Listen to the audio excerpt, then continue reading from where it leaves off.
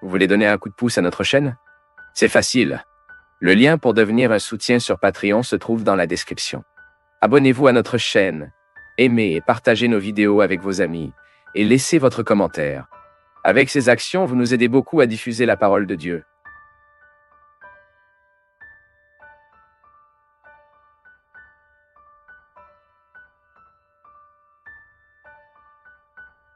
Ce sera le père d'Abraham, selon le témoin biblique. Il sera cité pour la première fois dans la Bible, dans le livre de Genèse, dans le chapitre 11, entre les versets 24 et 32.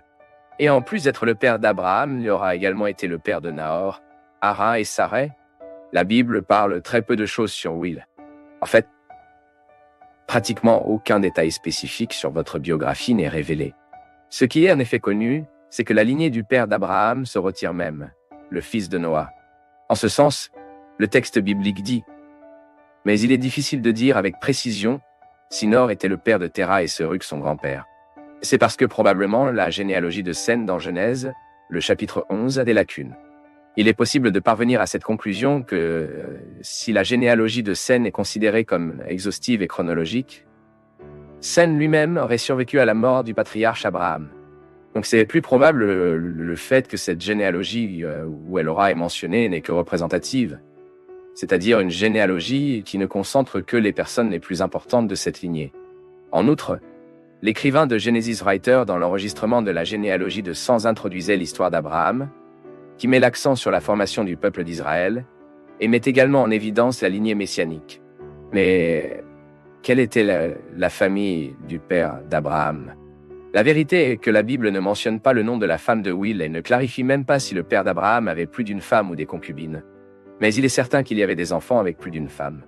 C'est parce que, plus tard, la Bible rapporte que Sarah, l'épouse d'Abraham, était également sa sœur par son père. En d'autres termes, le père d'Abraham était également le père de Sarah. Il s'appelait toujours Sarai. Par conséquent, il est également possible que le père d'Abraham ait eu d'autres enfants, mais ne sont pas cités dans la Bible parce qu'ils n'étaient pas pertinents pour l'histoire. Le fait que le fils et la fille de Will, Abraham et Sarai, se sont mariés les uns avec les autres, doivent être compris dans le contexte qu'à ce moment-là, ce type de relation parentale n'avait pas encore été expressément interdit par Dieu. Cela s'est produit à l'époque de Moïse, comme enregistré dans Lévitique. En outre, à l'époque, la famille d'avoir adopté les coutumes d'idolâtres, ce qui signifie que la connaissance de Dieu n'avait pas été conservée dans la branche de la branche de la branche de votre lignée. La vérité est qu'après le déluge, dès que l'humanité s'est de nouveau rebellée contre la volonté du Seigneur, comme les enregistrements de la Bible dans l'épisode impliquant la tour de Babel, les enfants des enfants auront mentionné dans la Bible sont présentés dans l'ordre suivant. Abrano, Nahor et Haran.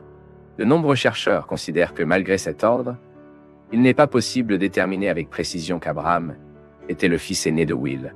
Même certains interprètes soutiennent que peut-être Aram, qui était le frère d'Abraham et le père de Lot décédé avant la migration de sa famille vers le nord, a été le premier-né de Will.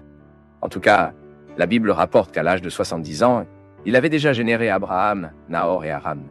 Et que pouvons-nous savoir d'autre sur la vie de Téra ?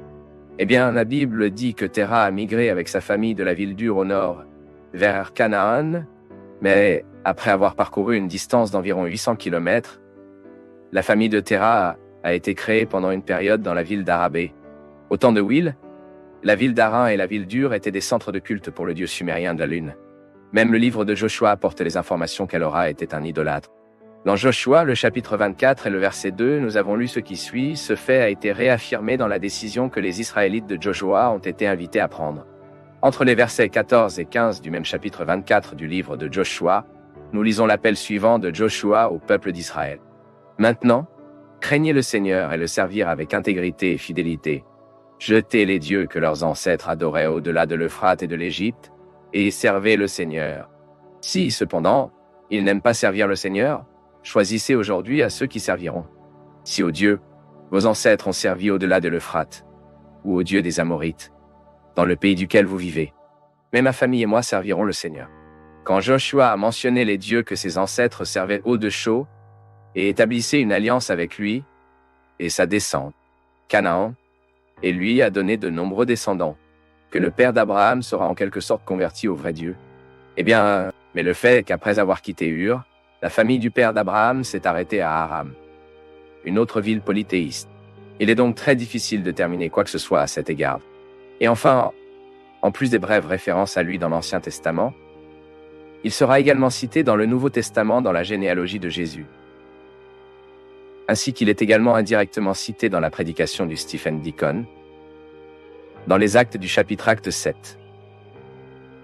Entre les versets 2 et 5 où le texte biblique dit « Alors il a répondu, les frères et les parents m'écoutent. Le Dieu glorieux est apparu à Abraham, notre père, étant toujours en Mésopotamie, avant de vivre à Haran, et a dit « Quitte sa terre et le milieu de ses proches, et allez sur la terre que je vais vous montrer. » Puis il a quitté la terre des Chaldéens et s'est établi en Haran. Après la mort de votre père, Dieu vous a amené dans cette terre où vous vivez maintenant. Dieu ne lui a donné aucun héritage ici, pas même l'espace d'un pied, mais lui a promis que lui, et après lui, ses descendants posséderaient la terre, bien qu'Abraham n'avait pas de fils. Et le livre de Genèse dit qu'il aura vécu 205 ans et est décédé à Haran. C'est ce que nous lisons dans Genèse chapitre 11 et verset 32. Et c'était après la mort de partir à Abraham pour Canaan. Et c'est tout ce que nous pouvons savoir sur l'histoire de Will, le père d'Abraham, selon la Bible.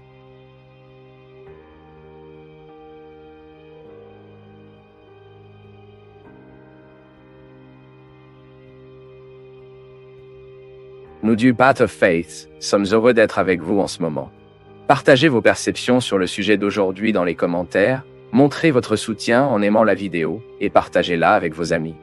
Abonnez-vous à la chaîne pour rester connecté avec nous et ne pas manquer nos nouvelles vidéos.